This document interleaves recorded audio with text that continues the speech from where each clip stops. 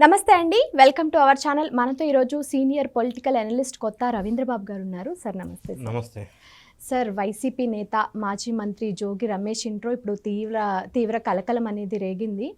వారి కోడలు ఎవరైతే మేఘన ఉన్నారో, పెద్ద కోడలు, ఈయన మీద కంప్లైంట్, అంటే కుటుంబ సభ్యుల మీద కంప్లైంట్ ఇవ్వడం, నా మీద అదనపు కట్నం అలానే హత్యాయత్నానికి కూడా పాల్పడ్డారని చెప్పేసి ఆవిడ కేసు పెట్టడం. ఏంటి సార్ అసలు ఈ కేసు డీటెయిల్స్ చెప్పండి. మాజీ మంత్రిగా పనిచేసినటువంటి జోగి రమేష్ మీద ఇప్పటి వరకే చాలా కేసులు ఆల్రెడీ నమోదయి ఉన్నాయి విత్ ఎవిడెన్సెస్. అది గతంలో చంద్రబాబు నాయుడు గారి ఇంటి మీద దాడి వ్యవహారం కావచ్చు, తర్వాత అగ్రిగోల్డ్ భూములు కబ్జా పెట్టి దొబ్బేసిన వ్యవహారం కావచ్చు. ఆ అగ్రిగోల్డ్ భూముల వ్యవహారంలోనే ఇప్పుడు ఎవరైతే మేఘన కేసు పెట్టిందో వాళ్ళ భర్త రాజీవ్, అతను జైలుకి వెళ్ళి బయటకు వచ్చేసాడు బెయిల్ మీద అగ్రిగోల్డ్ విషయంలో. ఇవి కాకుండా జోగి రమేష్ మీద ములకల చెరువు మద్యం కేసు ఒకటి ఉంది, అది ఆధారాలతో కూడా ప్రూవ్ అయింది. ఇది కాకుండా జగనన్న కాలనీల్లో భూములు దొబ్బేసిన కేసు ఒకటి ఉంది, ఇసుక అక్రమ రవాణా కేసులు ఉన్నాయి. ఇట్లా భూ కబ్జా కేసులు, రకరకాల అక్రమాల కేసులతో సతమతం అవుతున్నటువంటి జోగి రమేష్ ఇప్పుడు అనూహ్యంగా ఎవరు ఊహించని విధంగా ఒక మాజీ మంత్రి కుటుంబ సభ్యుల మీద ఒక పెద్ద కోడలు ఇన్ని రకాల కేసులను పెట్టడం అనేది ఇక ఆ కుటుంబం కాదు, ఆంధ్రప్రదేశ్ ప్రజలు ఆ ఓట్లు వేసినప్పుడు గతంలో ఓట్లు వేసిన ఓటర్లు సిగ్గుపడే అంశం.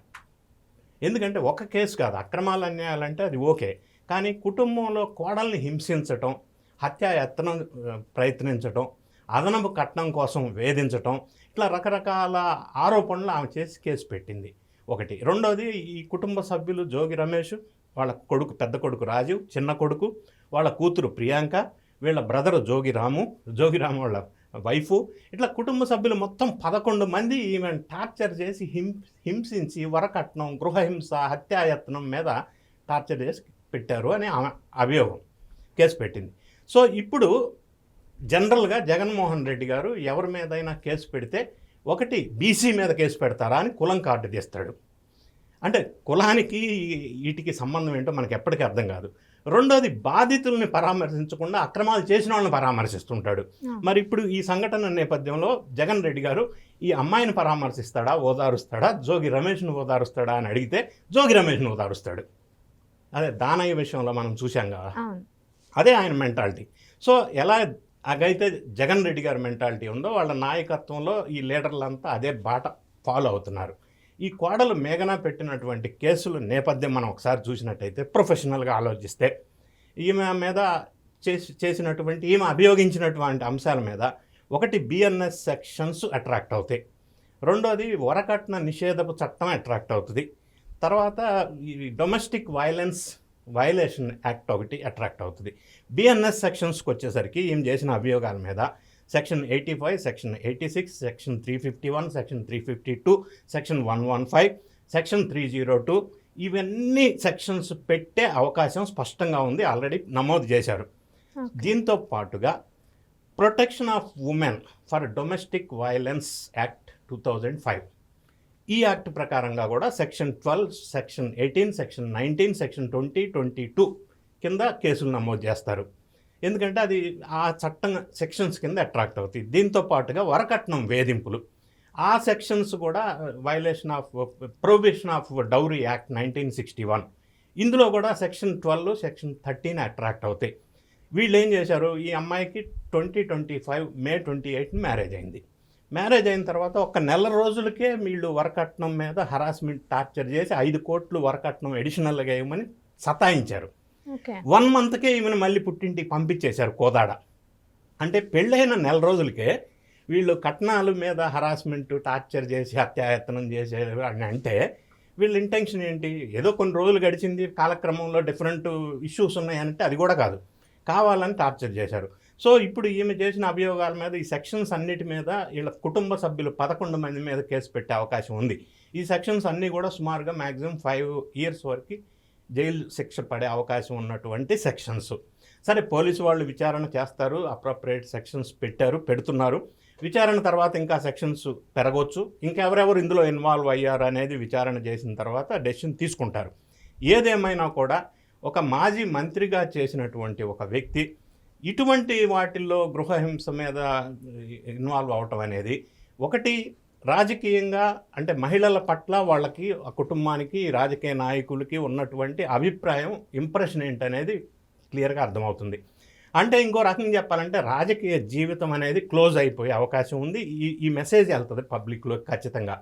మరి దీని తర్వాత జగన్ రెడ్డి గారు యథావిధిగా జోగి రమేష్ని పరామర్శించారంటే ఇక ఆయన మీద కూడా ఈ మచ్చ పడే అవకాశం ఉంది. ఎందుకంటే ఇంట్లో తల్లిని చెల్లిని బయటికి దొబ్బేసిన జగన్ రెడ్డి గారు మరి జోగి రమేష్ గారు కోడల్ని టార్చర్ పెట్టారు, హత్యాయత్నం చేశారంటే మళ్ళీ ఆయన్నే సమర్థించే పరిస్థితి రావచ్చు గతంలో జరిగిన సంఘటనల నేపథ్యంలో. అదే జరిగితే ఆ పార్టీకి, జగన్ రెడ్డి గారికి, జోగి రమేష్ గారికి రాజకీయ భవిష్యత్తు శూన్యమయ్యే అవకాశం స్పష్టంగా కనిపిస్తుంది. ఎందుకంటే ఇది చిన్న విషయం కాదు, మామూలు అక్రమాల విషయాలకు కూడా కాదు కాబట్టి కఠినంగా ఉండే స్పష్టంగా కనిపిస్తుంది. ఇమేజ్ ఖచ్చితంగా డ్యామేజ్ అయ్యే అవకాశం స్పష్టంగా ఉంది. సార్, ఇప్పుడు ఎవరైతే మేఘనా గారు కేసు పెట్టారో ఇంట్లో ఎవరి మీద పెడితే వాళ్ళందరికీ కూడా ఇలా 5 years వరకు జైలు శిక్ష పడే అవకాశం ఉందంట. ఇప్పుడు ఆమె పెట్టిన అభియోగాల మీద ఒకటి ఎవరెవరు ఇన్వాల్వ్ అయ్యి ఉన్నారు అనేది దర్యాప్తులో తేలాలి. ఎవరెవరు ఏ రోల్ ప్లే చేశారు అనేది తేలాల్సి ఉంటుంది. అందరి మీద గంపగొత్తుగా ఒకటే కామన్గా ఉండదు. ఎందుకంటే భర్త రోల్ ఎక్కువ ఉందా, మరి జోగి రమేష్ రోల్ ఎక్కువ ఉందా, వాళ్ళ భార్య రోల్ ఎక్కువ ఉందా, అప్పుడు అప్రాప్రియేట్గా ఆ పర్టికులర్ వ్యక్తులకి ఆ పర్టికులర్ సెక్షన్స్ అట్రాక్ట్ అవుతాయి. అంటే అందరికీ ఒకే రకమైన శిక్ష ఉండకపోవచ్చు, based on the role they have played ఈ మొత్తం వ్యవహారంలో. సో మొత్తానికైతే నేను ఏమంటున్నా అంటే కఠినంగా శిక్షలు పడేటువంటి సెక్షన్సే ఇవి ఆమె చేసిన అభియోగాల ప్రకారం. దర్యాప్తులో ఇంకెవరెవరు ఏంటనేది పూర్తి స్థాయిలో వీళ్ళు విచారణ చేసినాక మనకి డీటెయిల్స్ వెలుగులోకి వచ్చే అవకాశం ఉంది. ఇప్పుడు ఈ కేసు మీద అరెస్ట్ చేసే అవకాశం ఉందంటారు? ఖచ్చితంగా ఉంది. విచారణ అయిన తర్వాత ఎవరెవరు ఏ ఎవిడెన్సెస్ వాళ్ళకి లభ్యమవుతాయి. ఎందుకంటే ఈమె అభియోగాలు చేసినప్పుడు కొన్ని ఎవిడెన్సెస్ ఉండి ఉండవచ్చు. ఆ ఎవిడెన్సెస్ బేస్లో అది వాళ్ళ పాత్ర ఎంత తీవ్రంగా ఉంది, గ్రావిటీ ఆఫ్ ది సిచ్యువేషన్ అనేది అసెస్ చేసిన తర్వాత దానికి అనుగుణంగా ఇండివిజువల్గా ఆ సెక్షన్స్ ఏది సూటబుల్లో అది పెట్టే అవకాశం ఉంది. ఏదేమైనా కఠినమైన సెక్షన్స్ ద్వారా ఈ కుటుంబం మొత్తం మీద ఇబ్బందికరమైన పరిస్థితి ఒకటి. తర్వాత రెండోది జైలు శిక్ష ఎంత పడిందనేది సపరేట్ పక్కన పెడితే మహిళల పట్ల ఈ రాజకీయ నాయకులకు ఉన్నటువంటి దృక్పథం ఏంటి, వ్యూహం ఏంటి అనేది ఒక మెసేజ్ అయితే ప్రజలకు వెళ్ళి డ్యామేజ్ అయ్యే అవకాశం ఖచ్చితంగా ఉంది. ఇప్పటికే ఆల్రెడీ డ్యామేజ్ అయిపోయింది అది వేరే విషయం. సో ఇలాంటిది ఒక ఆదర్శంగా ఉండాల్సినటువంటి లీడర్సు ఇటువంటి గృహహింస కేసులు పెట్టించుకున్నారంటే కోడల చేత అంతకంటే సిగ్గుమాలిన తనం ఇంకోటి ఏమి ఉండదు. Okay, thank you sir. Thank you.